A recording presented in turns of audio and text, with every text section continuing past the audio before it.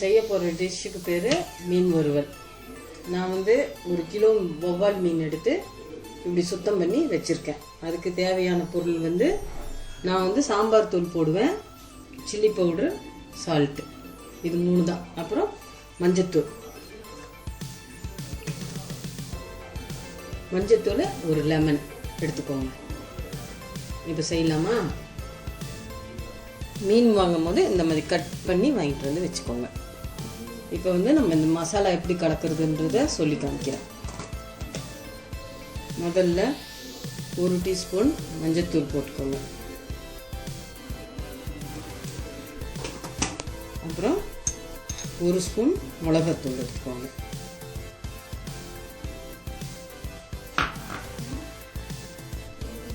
நான் வந்து இந்த மீனுக்கு சாம்பார் தூள் தான் யூஸ் பண்ணுறேன்.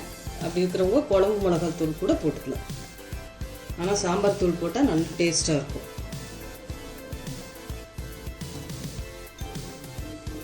ஒரு 3 ஸ்பூன், 1 கிலோவுக்கு 3 ஸ்பூன் சாம்பார் தூள் போட்டுக்கோங்க.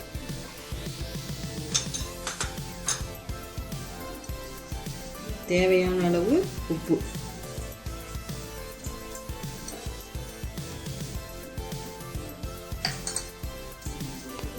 மசாலையெல்லாம் போட்டு முடிச்சதுக்கப்புறம் ஒரு லெமன் எடுத்து இந்த மாதிரி 2ஆக கட் பண்ணி இந்த விதைங்களெல்லாம் எடுத்துருங்க.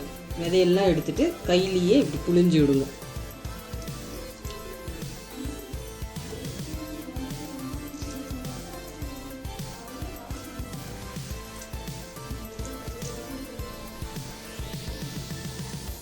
இந்த விதையெல்லாம் எடுத்துருங்க முதல்ல.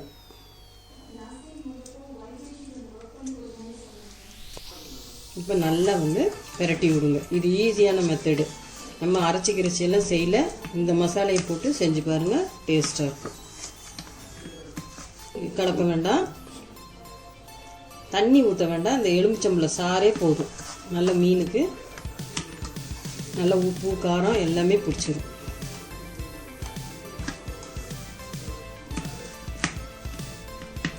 இப்படி நல்லா பெரட்டி விட்டு மிளகா எல்லா மீனுக்கும் வர மாதிரி பண்ணிவிட்டு ஊற வச்சு 1/2 மணி நேரம் ஆயிடுச்சு. இப்போ நம்ம பொரிக்க ரெடி ஆகிடும். எண்ணெய் நான் 1 கப் எடுத்திருக்கேன்.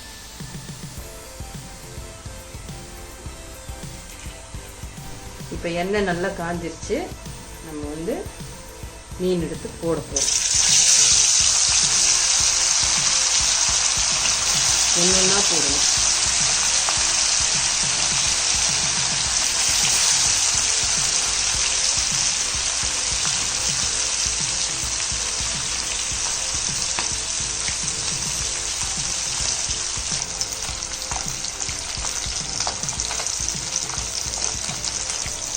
அஞ்சு நிமிஷத்துக்கு அப்புறம் மெதுவாக திருப்பி விடணும்.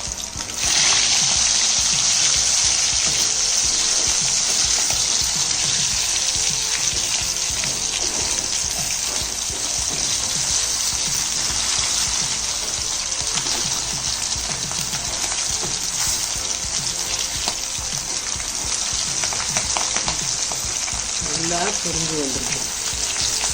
2 பக்கமும் நல்லா வெந்துருச்சு.